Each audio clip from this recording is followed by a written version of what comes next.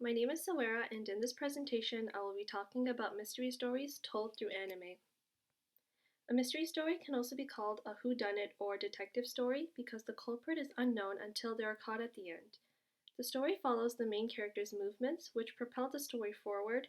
The main character and the audience discover the criminal's identity as the plot reaches its climax. The audience is kept engaged by the clues and hints given throughout the story that encourage the audience to put themselves in the detective's shoes to solve the mystery. One of the examples I used in my essay to showcase mystery stories is the animated TV show called Erased. The plot follows 29-year-old Satoru, who has an ability he calls revival that allows him to travel back in time to prevent bad things from happening. One day, he is framed for the murder of his mother and he goes back 18 years in the past, not only to prevent his mother from getting murdered, but also to save some of his old classmates from a serial killer. He does this in his 11-year-old self's body while retaining his memories and knowledge of a 29-year-old. Erased follows a classic mystery story as we are following our main protagonist into finding out who killed his mother and classmates. From being told through first-person narrative, we the viewers are placed in the shoes of our protagonist and feel more engaged into figuring out the mystery. As any good mystery story involves clues, Erased includes our main character having to go through 18 years worth of clues, which makes it all the more difficult into finding out who the culprit could be. One of the themes emphasized in this anime is wishing we could go back in the past to fix our mistakes. However, Satoru doesn't remember the exact series of events and is constantly making the same choices he did the first time, even though he is trying to do things differently. This dynamic allows the show to confront ideas of regret and loneliness, as Satoru has an awareness no typical 11-year-old has.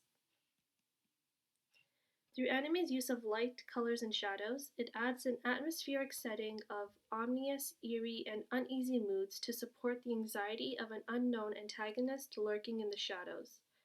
For example, the serial killer responsible for Satoru's mother and classmates' murder is his elementary school teacher named Yashiro. When the audience is introduced to him, we can see Yashiro's face being hidden by the shadow before he steps out with an innocent smile into the light. These are small clues and represent intentions of something dark and hidden inside him that the audience is unaware of.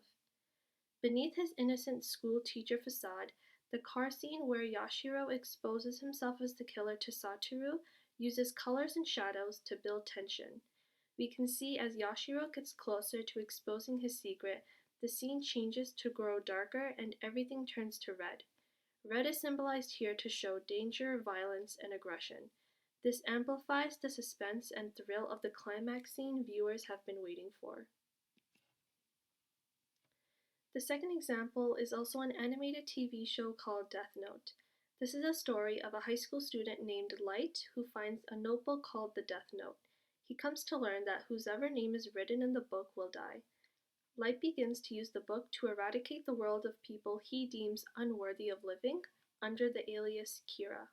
This catches the attention of the Japanese task force and the FBI, who send a genius detective who goes by L to find out the identity of Kira and bring him to justice.